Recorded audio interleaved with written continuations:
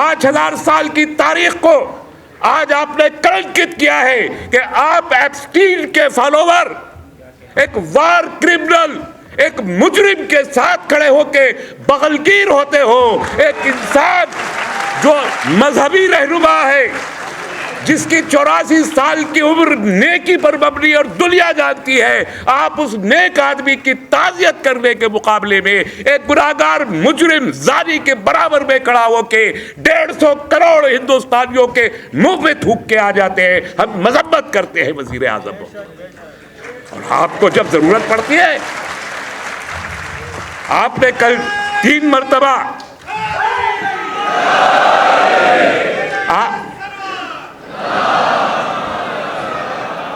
آپ کو ضرورت پیش آئی، آپ ایران کے صدر سے 2 بار ایک دن میں بات کر لیتے ہیں.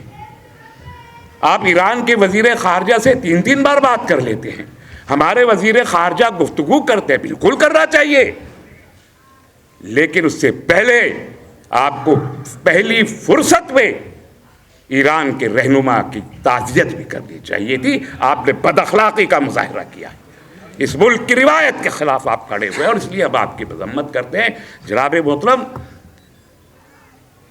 ہمارا ملک اور یہ 150 کروڑ لوگ، ہمیں کسی کی مظلوم کی حمایت کرنے کے لیے اس کے ملک میں جا کے کھڑے ہونے کی ضرورت نہیں پڑی. انہوں نے پڑھا نہیں ہے کچھ. یہ جو پولیس والے صاحب ہیں، میرا خیال ہے 10ویں پاس کر کے کسی کو رشوت دے کے یہ بن گئے ہیں. کتاب نہیں پڑھی ہے. کتاب پڑھی ہوتی تو ان کو معلوم ہوتا کہ اس دیش کو ساؤتھ افریقہ جانے کی ضرورت نہیں پڑتی. ایک گاندھی اٹھتا ہے، ساؤتھ افریقہ کی حکومتیں بدل دیتا ہے. یہ اس دیش کی شان ہے. یہ اس پولیس والے کو پتہ نہیں. اور پتہ کیسے ہوگا جب ملک کا وزیر اعظم مجرموں کے ساتھ کھڑا ہو اور خانقاہیوں کے ساتھ کھڑا نہ ہو، تو سڑک پہ کھڑا پولیس والے کی تو پھر کوئی اوقات بچتی نہیں ہے. اس لیے میں کہتا ہوں کہ ہمارے ملک کی لیڈرشپ کو سمجھنا چاہیے کہ ملک کے دنیا کے حالات کیا ہیں. ہماری فارن پالیسی کو اس حساب سے چلنا چاہیے جو ہمارے ملک کے، اس خطے کے اور انسانیت کے مفاد میں ہو. میں اس جرأت، اس حوصلے اور اس عزم کے ساتھ یہاں آ کے کھڑا ہوا ہوں کہ فلسطین کے 7 اکتوبر 2023 کے حملے نے دنیا کا پورا نہ صرف ایک نظام بدلا ہے، اور ایک فیصلہ کن جو اندر چھپے ہوئے لوگ تھے ان کے لبادے برہنہ ہو کے وہ سامنے آئے ہیں. اور اب پتہ چل رہا ہے کہ غاصب کون ہے، اور اب پتہ چل رہا ہے کہ ظالم کون ہے اور مظلوم کون ہے. آج ہم اگر ایران کے ساتھ کھڑے ہیں تو دراصل اسلام کے ایران کے ساتھ نہیں کھڑے، ہم اس نظریے کے ساتھ کھڑے ہیں، ہم اس پیغام کے ساتھ کھڑے ہیں، ہم اسلام کے ساتھ کھڑے ہیں، ہم مظلوموں کے ساتھ کھڑے ہیں، ہم انصاف کے لیے کھڑے ہیں. ہم ان دنیا بھر کو برابری کی سطح پہ لوگوں کو دیکھنا چاہتے ہیں. ہم اس لیے کھڑے. یہ صرف ایک ایران کی بات نہیں ہے. جو لوگ ایک سمجھتے ہیں کہ یہ ایران کی بات ہے، وہ غلط سمجھتے ہیں. یہ ایران کا مسئلہ نہیں ہے، یہ عالم اسلام کا مسئلہ ہے، اور یہ سمجھ کے ہم سب کے ساتھ کھڑے.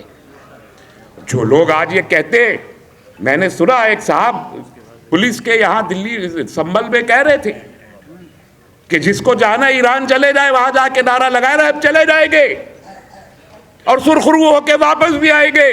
تم میں جرأت ہے تو مجھے اسرائیل جا کے دکھاؤ.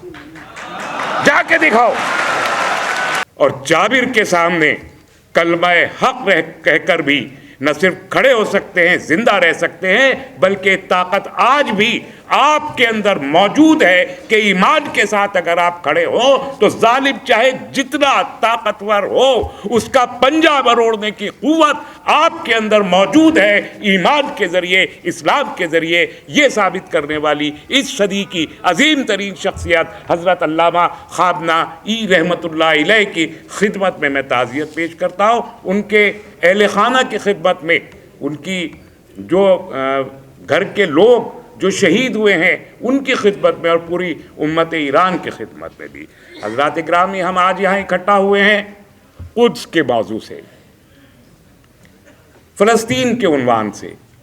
جیسا کہ ہر سال ہم کھڑے ہوتے ہیں، ہر رمضان کے آخری جمعے میں ہم یہاں کھڑے ہوتے ہیں کہ ہم فلسطین کے ساتھ اظہار یکجہتی کریں.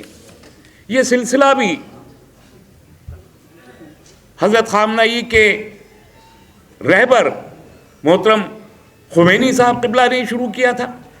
انہی کے زمان انہوں نے فرمایا کہ قدس جو ہے وہ مرکزی نقطہ ہے، فلسطین اس دنیا کا مرکزی نقطہ ہے. فلسطین کے عنوان سے اگر ہم متحد ہو سکتے ہیں، اور فلسطین پر ہی عالم اسلام متحد ہو سکتا ہے، اور فلسطین وہی بنیادی نقطہ ہے جس کی وجہ سے ساری چاروں طرف ساری دنیا میں جو مسائل ہیں وہ صرف فلسطین میں اسرائیل کی ریشہ دوانیوں کی وجہ سے ہیں. اس بنیادی نقطے کو اگر سمجھا اور دنیا کو بتایا تو ایرانی انقلاب نے بتایا. اور آج 47 سال کے بعد سب کو دکھائی دے رہا ہے ایران اور فلسطین کا یہ تعلق اور فلسطین کا ظاہر ہونا دنیا کے سامنے کہ ایک کتنا بڑا مسئلہ ہے، اور اس کی جڑ میں اسرائیلی، امریکی، فرانسیسی، جرمنی، جتنے یہ تمام ممالک ہیں، ان کی تمام مشترکہ ریشہ دوانیاں صہیونیت، استعماریت اور فسطائیت پہلی مرتبہ تینوں ایک جگہ آ کے اکٹھا ہوئے ہیں. کس کے خلاف؟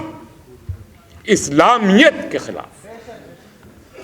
غور کر کے دیکھیے، صہیونیت، اسرائیل کی صہیونیت، استعماریت، امریکہ کی استعماریت، فسطائیت، مذہب کے نام پر اسلام کے خلاف کھڑا ہونے والا گروہ فسطائی گروہ کہلاتا ہے. اور اس فسطائیت نے اس صہیونیت اور اس استعماریت کے ساتھ ہاتھ ملا کے اسلام کے ساتھ لڑنے کے لیے ایک مشترکہ پلیٹ فارم کھڑا کیا ہے، اور اس بات کو سمجھا علامہ خمینی رحمۃ اللہ علیہ نے، اور اس کو پرسو کیا حضرت خامنہئی علیہ رحمہ نے، اور اس کو سمجھا ایران کے عوام نے.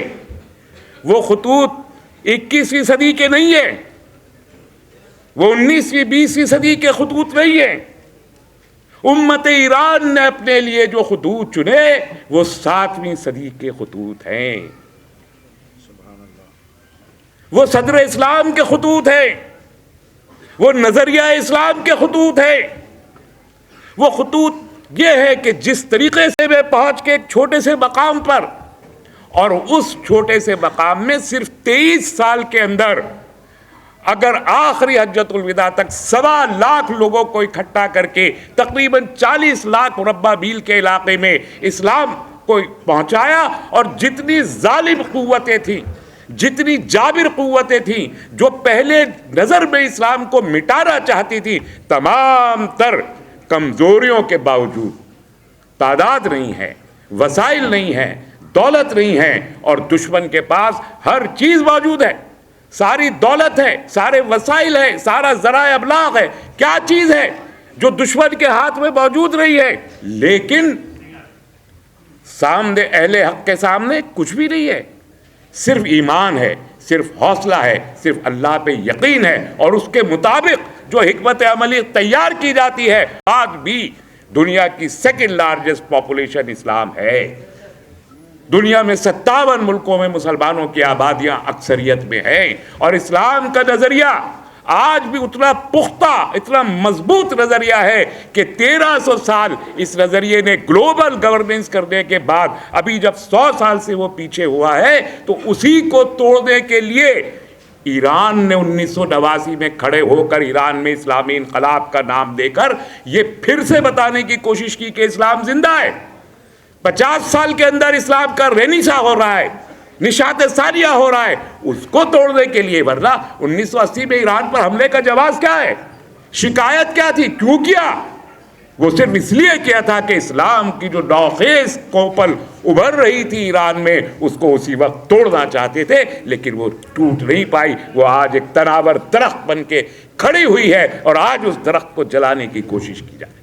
حضرات گرامی، دلچسپ بات یہ ہے کہ جس طرح نظریہ، حکمت عملی، طریقہ کار، نیت اور فوکس اس زمانے میں نہ صرف یہ ساتھ تھا بلکہ ایک اور خاص بات بھی ساتھ تھی.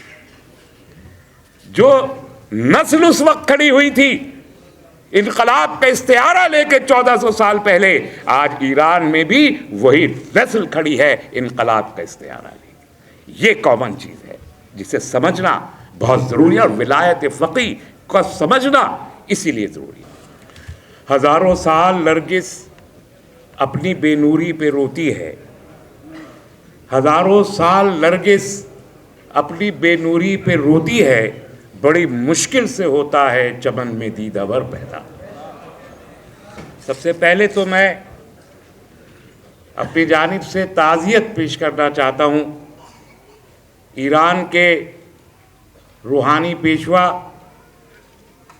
رہبر معظم، انقلاب کے علمبردار، نقیب، راہ عزیمت کا سب سے بڑا نشان، استعارہ، گزشتہ 35 سال میں خطوط اسلامی اور اسلامی حکمرانی کے انداز کو جدید سمت دے کر ہمت اور حوصلے کے ساتھ نہ صرف امت ایران بلکہ امت مسلمہ کو تمام جہاں میں ایک سمت، ایک حوصلہ اور ایک یہ طاقت عطا کرنے والا، میں آپ حضرات کو چونکہ کھڑے ہو گئے ہیں، میں اس میسیج کے ساتھ آپ سے مجروح سلطان پوری کے شعر پر گفتگو تمام کرتا ہوں، خراج عقیدت پیش کرتے ہوئے اور اپنے عزم اور اپنے ساتھ اور اپنی یکجہتی کا اظہار کرتے ہوئے کہ ستون